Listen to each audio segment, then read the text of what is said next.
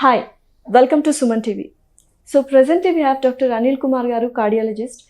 We have so many doubts on diabetes and heart-related problems. So let's ask us those doubts and clarify those doubts. Hello, sir. Hello. So how is diabetes related to heart patients, like heart diabetes? What is the relationship? See, diabetes, what we normally call, is excess sugar in the body. Diabetes is equal to atherosclerosis, and atherosclerosis is equal to heart disease. Okay. So, what does this mean? The moment somebody is diabetic, it is almost certain that they will start having abnormalities in their serum lipids. We have to understand diabetes part, which is high sugar, and the serum lipids part. There are two things which are very important here. One is called LDL cholesterol, and second one is called total cholesterol. Apart from that, there is another entity called triglycerides. So first, let us talk about diabetes part. There are so many messages what you get in social media about doctors being villains and trying to alter the so-called goal posts and redefine what is diabetes or what is diabetes control. And multinational companies and doctors are misleading, making money on diabetes and whatever. Let us speak science. Your fasting blood sugar should be less than 110 milligrams per deciliter. Your post-lunch 2 hours blood sugar should not be more than 160 milligrams per deciliter. If you are already a diabetic, or if you have a family history of diabetes, you have to get these parameters checked once in a while, and you have to make sure that if you are a diabetic, you get your HbA1c, which is called glycosylated hemoglobin, every 90 days or every 3 months. And that must be less than 7%. Is it a high risk for heart patients? Yes. If these three things which I mentioned, if people are not careful, if your fasting blood sugar is more than 110 milligrams per deciliter, if your post-lunch blood sugar is more than 160 milligrams per deciliter, and if your HbA1c is crossing 7%, you are at risk of developing a heart attack, period. That is how serious it is. So how should we control that? What is a diet plan we should take?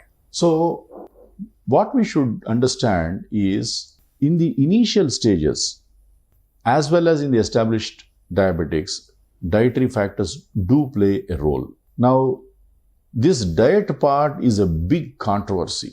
There are people who are now saying that you need to have 3 to 5 small meals a day to make sure that you will have uniformity in your blood glucose.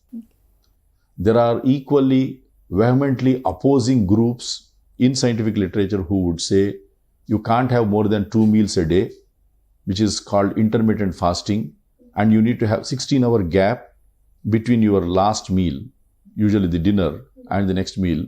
So you tend to skip your breakfast and have an early lunch, call it a brunch. So these are two different ways of doing it. Dietary factors, regular exercise, and wherever medicines are prescribed, all the three, they play a very crucial role in controlling diabetes. What happens is, I keep telling this, drugs constitute 30%, diet constitutes another 30%, and exercise contributes to 30%.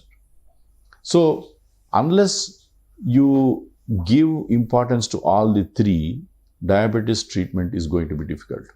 So, you have to make sure that you do dieting, you do exercise, and you make sure that you take the medicines regularly.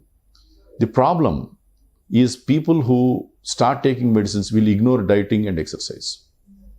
People who are going to stick to dieting and exercise, they want to postpone medicines. But you have to understand that these criteria which I mentioned about fasting blood sugar, post-lunch sugar, and HbA1c must be there in your reports. We don't bother about how you are feeling. You may be feeling top of the world, but your sugar, if it is 400 milligrams per deciliter, or your HbA1c is through the roof and is about 11, that means you are in for serious trouble.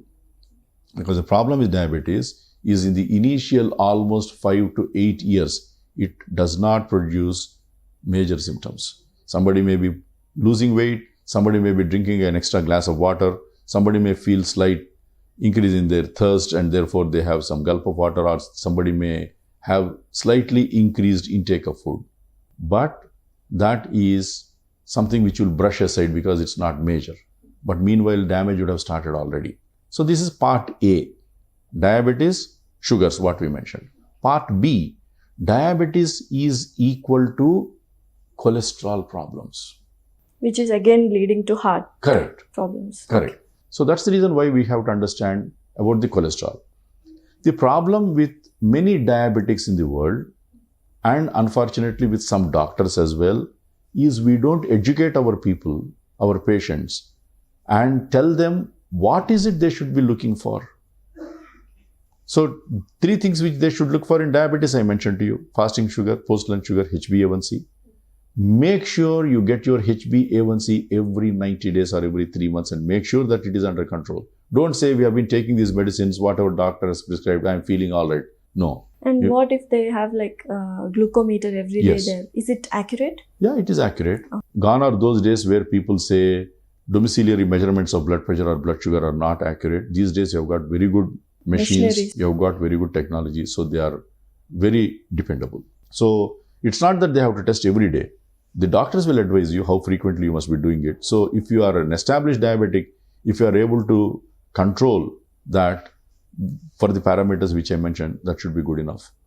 But when it comes to the cholesterol part, LDL cholesterol should not be more than 70 milligrams per deciliter. If it is more than that, or if you are a diabetic, irrespective of your cholesterols, you must take anti-cholesterol medications, what we call as statins. So this is again a very important message to all the people. I would say there are no families without diabetics in the world. It is so rampant, and that's the reason why all of you should have working knowledge. Diabetes, control sugars, control cholesterol, the parameters I gave you. Don't bother too much about triglycerides.